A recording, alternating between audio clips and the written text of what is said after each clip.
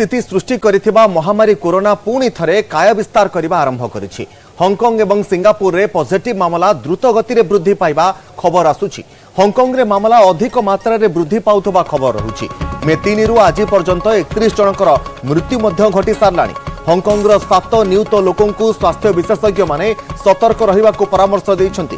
तेबे दिनकु दिन कोरोना संपर्कित मेडिकल परामर्श और हॉस्पिटल में भर्ती हेउतबा रोगींकर संख्या मध्य वृद्धि पाइबारे लागिछि।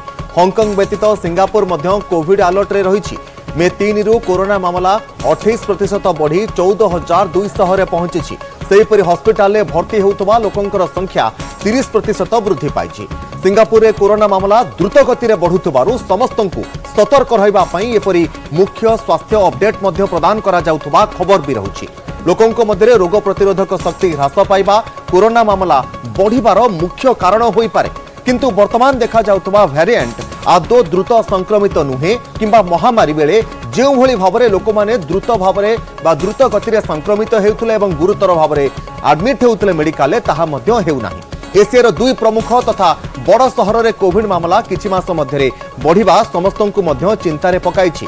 ठंडा दिने श्वासक्रिया जनित संक्रमण रे पड़िबा गोटे स्वाभाविक घटना, किंतु ग्रीष्म प्रवाह बेले लोक माने ठंडा काश भली रोग रे पीड़ित हेबा चिंतार विषय। गत वर्ष ग्रीष्म दिन में चाइना रे मध्य कोविड लहर देखा देइथिला आ एबे भी चाइना रे पुणी संक्रमण व्यापुथबा जणा पड़िछि।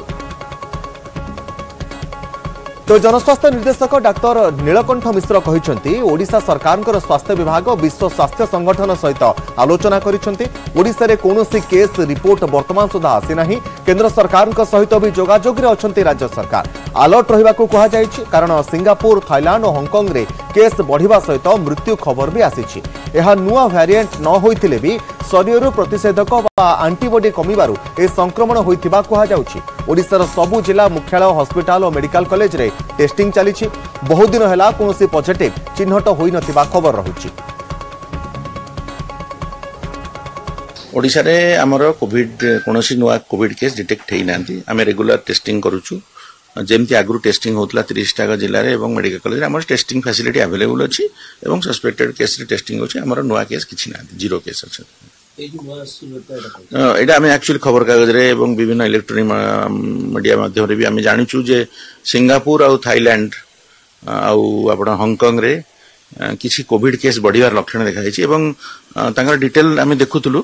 WHO सहित भी आमे कथावार्ता हिजु। WHO सेमती त पाके किछि रिपोर्ट नाही हमर जो माने अछन WHO रो कंसल्टेंट, किंतु तांकर जो बाहरिछि रिपोर्ट सेतरे बाहरिछि जे नुआ स्ट्रेन बोली कहि नांती से माने जो माने एक्चुअली कहउछन जे जेहेतु लोक मानक रोग प्रतिरोधक शक्ति किंबा पर्टिकुलरली एई एंटी कोविड एंटीबॉडी कमी कमी जाउछि, तेणु टिके सर्ज देखा हेछि एवं किछि अधिका लोक एडमिशन हेछि एवं डेथ भी रिपोर्ट हेछि।